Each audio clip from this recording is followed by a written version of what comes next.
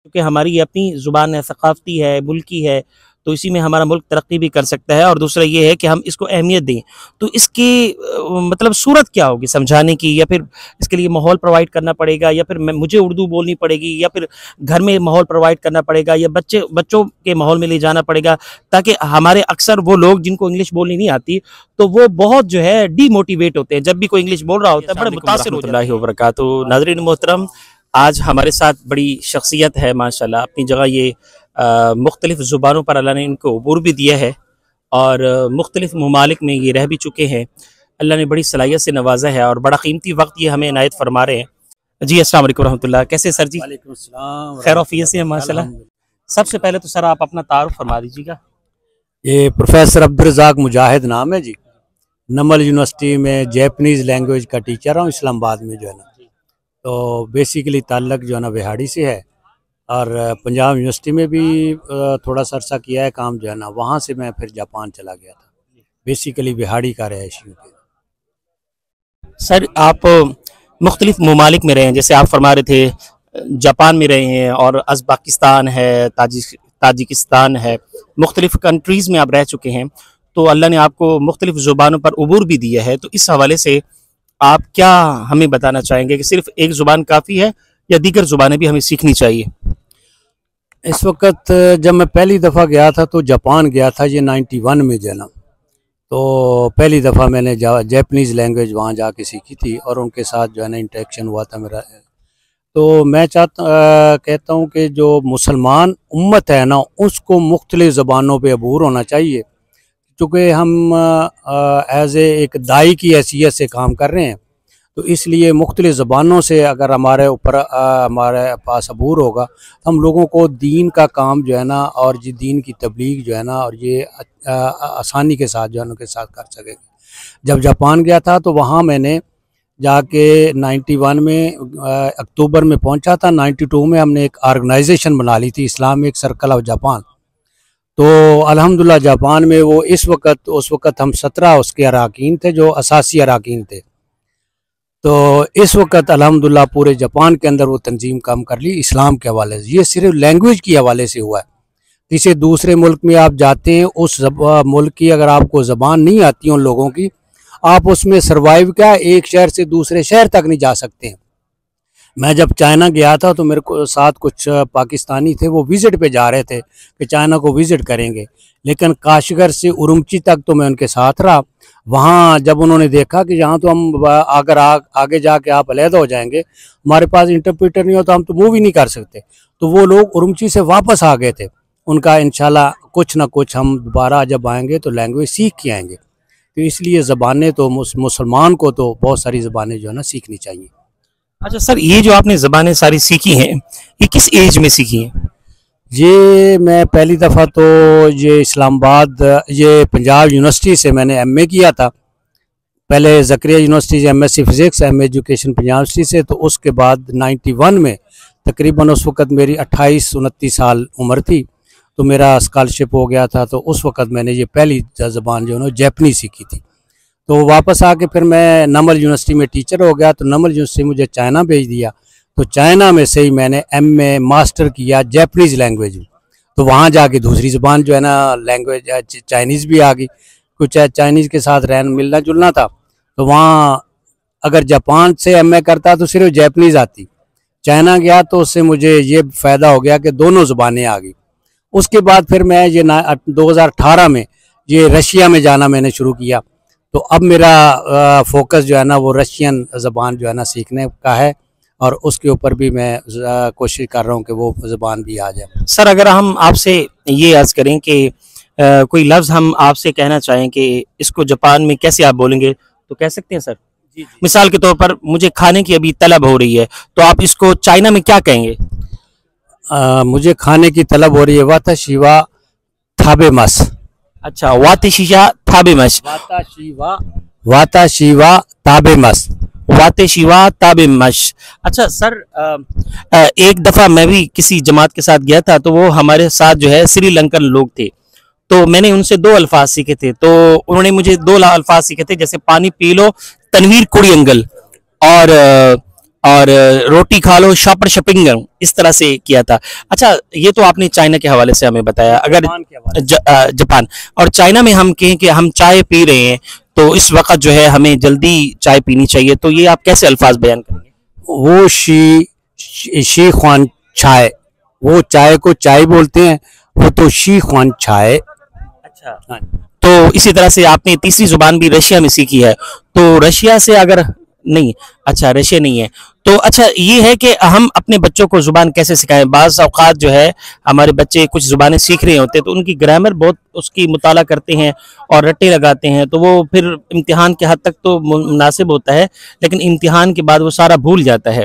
तो उन बच्चों के हवाले से आप क्या कहना चाहें? इंग्लिश ज़ुबान है, उर्दू है, अरबिक है, जैसे आपने चाइनीज़ सीखी है और जैपनीज़ सीखी है, तो ज़ुबान के हवाले से बच्चे क्या करें? ये सिर्फ ग्रामर पढ़ें या फिर बाकायदा जो है एक ऐसे माहौल में आए जिससे बाकायदा जो है उनको फ़ायदा हो?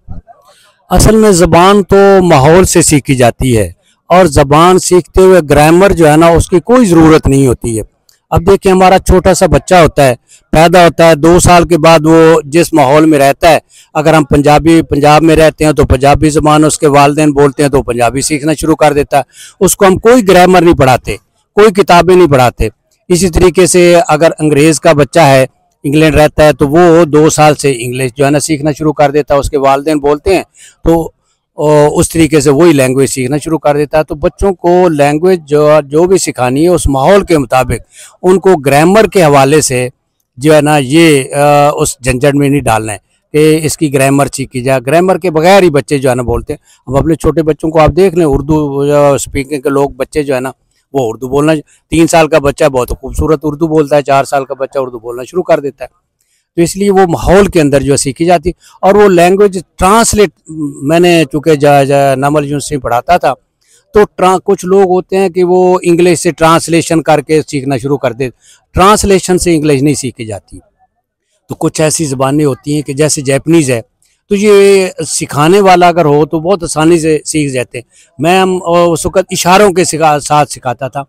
वाता शिवा, आप देख रहे हैं इशारा किधर है, वाता शिवा मुजाहिद दिस, आप समझ गए होंगे। वाता शिवा मुजाहिद दिस, आना तावा रफ़ीक दिस, आना तावा रफ़ीक दिस, वाता शिवा मुजाहिद दिस। तो इसका क्या मतलब बना?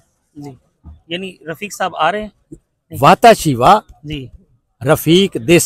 अच्छा, मैं रफ़ीक हूँ। अच्छा, सही। लेकिन ना, वाता शिवा मैं मुजाहिद दिस, जी, मुजाहिद हूँ। अच्छा, वाता आना तावा हाँ, रफ़ीक दिस। अच्छा, आना तावा, आना तावा रफीक दिस।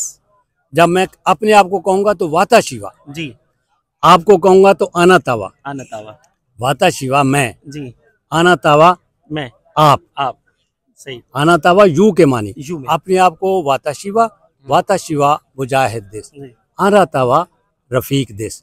खारे वो, जी, खारे वा अकबर दिस, जी, खारे वा अकबर दिस। अकबर दिस। हाँ, ये जैपनीज लैंग्वेज इस तरीके से सिखाता था, और लोग बच्चे जो है ना उसी तरीके से आसानी के साथ सीख जाते थे वो जो है ना। सर, कभी ऐसा हुआ है कि आप अपने बच्चों के दरमियान बतौर मजाक, कभी ज़ाहिर है एक बेतकल्लुफ़ी भी होती है घर पे, तो आप चले जाएं तो उनको कहें कि मैं नमल यूनिवर्सिटी में और मुख्तलिफ यूनिवर्सिटीज़ में मुझे मुख्तलिफ जो है ज़ुबानों पर उबूर भी है, मुझे काम करने का भी मौका मिला, तो बच्चों के साथ आप बेतकल्लुफ़ी में बोलने लग जाएं तो फिर उनके सामने क्या रिस्पॉन्स कैसा मिला सर?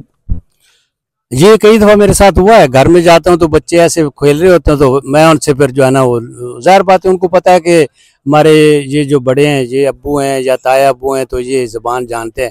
तो मैं उनको कहता हूँ नान देश का, तो उस वक्त एक दफ़ा तो खुश होते हैं कि नान देश का। तो मुझे फिर वो पूछते हैं कि क्या ये, इसका क्या मतलब है? तो मैं कहता हूँ कि ये क्या है, नान देश। वो आपस में फिर एक दूसरे से बोलना शुरू कर देते हैं, वो एक दूसरे को कहते हैं नान देश का, नान देश का। तो इस तरीके से ज़बान सीख जाते हैं। रोज़ाना अगर आप बच्चे को एक एक लफ्ज़ करके या एक एक फ़िक्रा करके ऐसे जो है करते रहे, तो बच्चे तो फिर मजाक के अंदर दूसरी लैंग्वेज जो है ना, वो मजाक के अंदर एक दूसरे के साथ बोलना शुरू कर देते हैं, और वो उस तरीके से सीख जाते हैं। आप एक दफ़ा उनके साथ करें, वो जब भी मिलेंगे तो पहला लफ्ज़ यही बोलेंगे, आगे फिर दूसरी बातें शुरू कर देंगे। तो एक दफ़ा वो एक लफ्ज़ सीखे, दूसरे दिन दो फिक्रे हो जाएंगे। इसी तरीके से जब बच्चा 50-60 फिक्रों तक जाता है तो वो ज़बान बोलना शुरू कर देते हैं। हर बोलने की ज़बान के लिए तकरीबन 50-60 फिक्रे होते हैं, तो फिर बच्चा बोलना शुरू करता है। सर ऐसा नहीं होता कि आपको एक ज़ुबान आती है, आप दूसरी ज़ुबान सीखना चाह रहे हैं, तो पहली वाली जो ज़ुबान है उसमें कहीं वीकनेस आ जाए, या बोलने में वो एक तवातुर जो रहता है, जो तसलसल रहता है, जो रवानगी रहती है, उसमें किसी दर्जे में कमज़ोरी आ जाए, ये ऐसा हो सकता है, या फिर वैसे अजीब सा मैं सवाल कर रहा हूँ? हाँ जी, ऐसे होता है कि कई दफ़ा मैं किसी के साथ, तो जैपनीज़ है उसके साथ जैपनीज़ बोल रहा हूँ, तो कई दफ़ा दरमियान में मैं वो चाइनीज़ उसके साथ बोलना शुरू कर देता हूँ कि वो लफ्ज़ जो है ना, कई दफ़ा ज़ाहिर बात है दूसरी लैंग्वेज है, तो कई दफ़ा हम अपनी उर्दू लैंग्वेज ही बोलते हुए एक दफ़ा कोई ऐसा फ़िक्रा या मुश्किल लफ्ज़ आ जाता है, झिझकते हैं, तो झिझक से उस वक़्त हमारे मुँह से जैसे पंजाबी कोई निकल जाए।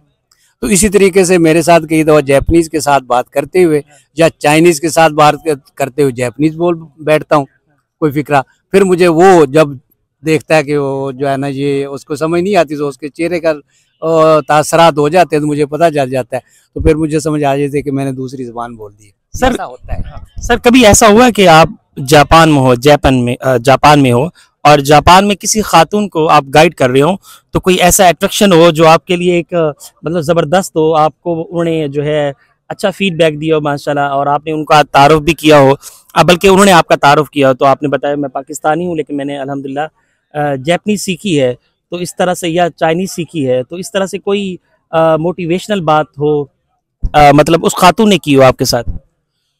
हाँ, इस तरीके से ज़ाहिर बात है, जापान में यूनिवर्सिटी में रहा हूँ, तो मेरी रिसर्च थी, तो जापानीज़ लैंग्वेज के साथ पूरा जापान फिरा हूँ, तो उनके साथ तो ऐसा इंटरेक्शन था। तो लेकिन ये जब आप दूसरे किसी, सिर्फ जापानीज़ नहीं, किसी भी मुल्क जाते हैं ना, जब आप उनकी ज़बान बोलते हैं ना उनके साथ, तो वो आपके करीब आ जाएंगे। अच्छा। अगर आप उनके साथ किसी भी मुल्क में जाएं, अब देखें कि बाहर फॉरेनर आके हमारे मुल्क में आए और मेरे साथ जब वो इंग्लिश में बात करेंगे, मेरा थोड़ा सा फ़र्क होगा, लेकिन जैसे ही वो उर्दू बोलना शुरू करेगा वो मेरे करीब हो जाएगा, मैं समझूंगा अच्छा मेरी ज़बान इन्होंने सीखी है। और जापानीज़ लोग तो ये अपनी ज़बान के लिए बड़े कॉन्शियस हैं।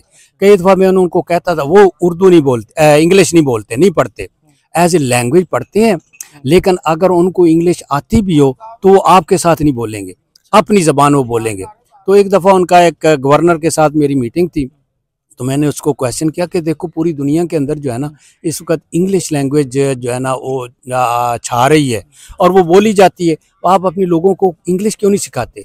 उसका बड़ा खूबसूरत जवाब था। उसने कहा था, देखो ये जो ज़बान है इंग्लिश, ये वो लोग जैपनीज़ हमारी ज़बान सीखे ना जो इंग्लिश, हम उनको हायर कर लेंगे। देखो जी, किसी को जो नॉलेज है ना वो अपनी ज़बान के अंदर आता है, दूसरी ज़बान के अंदर, जैसे हमारे लोगों के, हमारे मुल्क के अंदर ये इंग्लिश में हम कहते हैं इंग्लिश मीडियम हो, उसमें हम कभी भी नॉलेज नहीं दे सकते दूसरी ज़बान में। जिन मुल्कों ने तरक्की की, आप जर्मनी को देख लें, जापान को देख लें, चाइना को देख लें, इन्होंने तरक्की, इल्म जो है ना, जो स्कूल इदारे हैं उन्होंने अपने लोगों को इल्म जो है ना वो अपनी ज़बान के अंदर दिया है, जिस वजह से उन मुल्कों ने, ज़ाहिर बात है मेरा मुख्तलिफ ममालिक जाना रहा है, उनके साथ मीटिंग्स भी रही हैं, तो उनका ये सारा मेरा जो स्टडी भी करता रहा हूँ, तो जो अपनी लैंग्वेज के अंदर इल्म है ना वो इल्म अपनी लैंग्वेज के अंदर है, दूसरी लैंग्वेज की डिग्री तो हो जाएगी। अब एक हमारा पाकिस्तान के अंदर एमए इंग्लिश किया हुआ है, और जब उसने कहीं अप्लाई करना होता है, डिग्री उसके पास है एमए इंग्लिश की, अप्लाई करना होता है, फार्म उठा के मेरे पास आते हैं, सर ये फार्म तो हमारा जो है ना इंग्लिश में है, ये फिल कर दे। अब एमए इंग्लिश किया हुआ है और उसको अपना फार्म फिल करना नहीं आ रहा, इसका मतलब है कि उसने सिर्फ कागज़ लिया है, इल्म नहीं है। अगर वो उर्दू के अंदर होता तो उर्दू के अंदर फर वो जो है ना कर लेता। तो इस वजह से जिस मुल्क ने भी तरक्की की है ना वो अपनी लैंग्वेज के अंदर, जैसे आपने कहा किसी के साथ, जो जापान के अंदर किसी लड़की के साथ या औरत के साथ, तो ज़ाहिर बात है जब उनके साथ होता था तो अपनी ज़बान के साथ हर बंदे को जो है ना अपने कल्चर, ये सिर्फ ज़बान दूसरे मुल्क में नहीं जाती, ये जब दूसरे मुल्क में जाती है, ज़बान जाती है, तो सारा कल्चर भी जाता है, जिस वजह से हमने इंग्लिश को अडॉप्ट किया और हमारा कल्चर भी सारा वो इंग्लिश, और हमारा ना वो इंग्लिश का रहा और वो ना हमारा अपना कल्चर रहा। सर हम अपने बच्चों को कैसे तरगीब दें, या अपने जो इलाके में या फिर इस तरह मुल्की शहर पे जो हम कैसे जो है दूसरों को मोटिवेट करें कि हम अपनी बच्चों को ज़ुबान उर्दू सिखाएं, पहले उर्दू सिखाएं, चूँकि हमारी ये अपनी ज़ुबान है, सकाफ़ती है, मुल्की है, तो इसी में हमारा मुल्क तरक्की भी कर सकता है। और दूसरा ये है कि हम इसको अहमियत दें। तो इसकी मतलब सूरत क्या होगी समझाने की, या फिर इसके लिए माहौल प्रोवाइड करना पड़ेगा, या फिर मुझे उर्दू बोलनी पड़ेगी, या फिर घर में माहौल प्रोवाइड करना पड़ेगा, या बच्चों के माहौल में ले जाना पड़ेगा, ताकि हमारे अक्सर वो लोग जिनको इंग्लिश बोलनी नहीं आती तो वो बहुत जो है डीमोटिवेट होते हैं, जब भी कोई इंग्लिश बोल रहा होता है बड़े मुतासिर हो जाते हैं। तो इस तरह से अगर आप गाइड कर दें हमारी ऑडियंस को, कोई मसला नहीं। आपके बस औक़ात कुछ अहले इल्म होते हैं लेकिन उनको इंग्लिश नहीं आती, वो डीमोटिवेट होते हैं, मतलब बड़े परेशान हो जाते हैं, डिसहार्ड हो जाते हैं। इस हवाले से आप अगर गाइड कर दें हमारी ऑडियंस को तो हमारे लिए बड़ी आराम की बात होगी, ये फ़ायदे की बात होगी। बिल्कुल, आपने बहुत अच्छा ये क्वेश्चन किया है कि जो हम असल में हम उस वक़्त एहसास कमतरी का शिकार होते हैं कि अपनी ज़बान को वो डीमोरलाइज या डिग्रेड जो है ना देख रहे होते हैं। एक्चुअल ये बात नहीं होती है। अगर हम कॉन्फिडेंट होंगे, मैंने बताया कि जाए जापान है, अगर जापानीज़ अगर जाएगा अमेरिका में वो अपनी ज़बान बोलेगा। मैं यूनिवर्सिटी में पढ़ाता था तो ना कई दफ़ा हमारा प्रोग्राम होता था, जापानीज़ एम्बेसडर को हम अपने यूनिवर्सिटी में बुलाते थे। हालांकि वो खूबसूरत उर्दू बोल सकता था, मुझे पता है, बाद में मेरे साथ बोलता रहा, लेकिन ऑफिशियली वो कभी भी आपके साथ जो है ना उर्दू में बात नहीं करेंगे, इंग्लिश में नहीं करेंगे।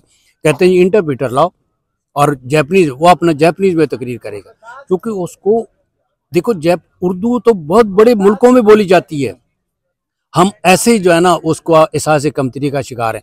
हम कहें दूसरे लोग जो है ना इसको सीखें। और फिर आपने जो कहा बच्चों को कैसे हम मोटिवेट करें या कैसे सिखाएं, और ये तो बड़ा आसान है। आप बच्चों के साथ मैंने ऐसी औरतें देखी हैं जो खुद अनपढ़ हैं, बच्चों के साथ वो टूटी फूटी उर्दू बोलती हैं, उनके बच्चे उर्दू बोलना शुरू कर देते। अब बच्चों से अगर करना है तो, लेकिन ये है कि बच्चों के साथ जैसे जिस लेवल पे भी आप उर्दू बोलना शुरू करेंगे वो बच्चे जो है ना सीख जाएंगे। और दूसरी बात यह है कि हमारे बच्चे जो है ना, वो सारे बच्चे जो स्कूलों में जाते हैं उर्दू बोलते हैं। बस ये है कि अगर हमारे स्कूलों के अंदर हमारा असातिज़ा और ये कोशिश करें और वे पाबंदी लगा दें कि क्लास के अंदर आपने जो है ना स्कूल के अंदर उर्दू के अलावा कोई चीज़ नहीं बोलनी, तो बच्चे ऑटोमेटिक सीख जाते हैं। वो वहाँ से माहौल बना होता है, सीखते सीखते वो घर में भी आके उर्दू बोलना शुरू कर देते हैं। ये उर्दू आसान ज़बान, सबसे ज़बान जो है ना इस वक्त मैं आपको बताऊं, ये उर्दू ज़बान है। ये जब जापानीज़ सीखते थे, हमारे ये नंबर यूनिवर्सिटी में जापानीज़ उर्दू सीखने आते थे, यहाँ के उर्दू सीखते थे, वो बोलते भी थे जो है ना उर्दू जो है ना अच्छी उर्दू बोलते थे। चाइना में बहुत सारा, अब चाइना में एक यूनिवर्सिटी है, वहाँ मास्टर करवाया जा रहा है उर्दू में, चाइनीज़ लोग मास्टर कर रहे हैं उर्दू में। जापान में एक यूनिवर्सिटी में जो है ना मास्टर कर रहे हैं जो है ना उर्दू में, वो फिर बाहर जो है ना जा रहे हैं। तो इसलिए अपनी ज़बान को सबसे पहली बात तो ये है कि हमारा जो एजुकेशन सिस्टम है ना, वो अगर उर्दू के अंदर आ जाए ना तो हमारे सारे मामलात भी ख़त्म हो जाए। Language as a language Japanese सीखें, चाइनीज़ सीखें, इंग्लिश सीखें, एज ए लैंग्वेज हमें सिखाना चाहिए। सिस्टम हमारा इंग्लिश में नहीं होना चाहिए, education system as a language. बेशक 10 लैंग्वेज उस बच्चे को सिखाएं, कोई मसला नहीं है, लेकिन हमारा जो सिस्टम है उर्दू का एजुकेशन सिस्टम, ये होना चाहिए। और आप शुरू में एक बात की थी एजुकेशनल सिस्टम की, जो जापान है, पहले 3 साल स्कूल में बच्चा जाता है, उसके पास कोई किताब नहीं है। पहले 3 साल वो सिर्फ उस बच्चे को इखलाकियात सिखाते हैं। स्टिक से वो खाना खाते हैं, स्टिक पकड़ना सिखाएंगे, बैठना सिखाएंगे, अपने दोस्तों के साथ, छोटे बच्चों के साथ बोलना सिखाएंगे, बड़े के साथ बोलना, आदाब सिखाएं। 3 साल वो इखलाकियात सिखाते हैं, उसके बाद एजुकेशन शुरू कर देते हैं। और हमारे यहाँ बच्चा पहले दिन जाता है, 3 साल का बच्चा होता है, हम भर के किताबों का वो गठरी बना के दे देते हैं, वो आखिर तक इखलाकियात उसको पता ही नहीं होता है। तो सबसे पहले अगर ये हो जाए, मेरी तो ये कोशिश है कि कोई ऐसा मैं इदारा बनाऊं खुद, और पहले 3 साल हम बच्चों को इखलाकियात सिखाएं, और ये सिस्टम हमारा ऐसा बन जाए कि ये तंजीमें जो हैं तालीम के हवाले से, या हमारी गवर्नमेंट, ये 3 साल पहले तालीम होनी नहीं चाहिए, ये सिर्फ तालीम इखलाकियात की हो। उसके बाद आप जो मर्जी सिखाते रहे, फिर बच्चा जो है ना मुआशरा भी जो है ना बाइखलाक बनेगा, और जो है ना जो बच्चा भी बाइखलाक, जब एक बच्चा बन गया, एक इदारा बन गया, एक क्लास बन गया, एक स्कूल बन गया, वो सारा मुआशरा बन गया। इसलिए हमें इखलाकियात हम अपने बच्चों से ये छीन रहे हैं। अब हमारे बच्चों के अंदर आप देखें कि इखलाकियात ख़त्म होती जा रही है। इसलिए हमें इस तरफ, हमारे एजुकेशनल सिस्टम की तरफ जो है ना इसमें तब्दीली आनी चाहिए। नाज़रीन, आपने देखा ये हमारे प्रिंसिपल भी थे, प्रोफेसर भी थे, डॉक्टर अब्दुल रज़ाक साहब, माशाल्लाह मुख्तलिफ़ ममालिक में इनकी खिदमात रही हैं, आप पाकिस्तान में होते हैं, तो माशाल्लाह हम डॉक्टर साहब का बहुत शुक्रगुज़ार हैं। उन्होंने अपने हमारे लिए कीमती वक्त निकाला। अल्लाह सुब्हानहू व तआला इनको जज़ाए खैर दे, इनकी ज़िंदगी में बरकत दे। और इंशाल्लाह नाज़रीन, इनका नंबर जो है मैं इंशाल्लाह डिस्क्रिप्शन में दे दूँगा, और या फिर इसी तरह से पट्टी में चल रहा होगा, तो आप डॉक्टर साहब से रब्ता कर सकते हैं। कोई आप तालीमी एतबार से कोई आप राय लेना चाहें, या अपने बच्चों की अखलाकियात के लिहाज से इनसे राय लेना चाहें, या तरबियत के लिहाज से इनसे राय लेना चाहें, या फिर मुख्तलिफ़ ज़ुबानें सीखने के हवाले से इनसे राय लेना चाहें, तो इंशाल्लाह ये आपको भरपूर तरीक़े से गाइड करेंगे। इंशाल्लाह फिर नेक्स्ट पॉडकास्ट में अल्लाह ने चाहा तो मौका मिला तो आपकी खिदमत में हाज़िर होंगे। तब तक के लिए डॉक्टर साहब और मुझे को इजाज़त दीजिए। अस्सलामु अलैकुम व रहमतुल्लाहि व बरकातहू।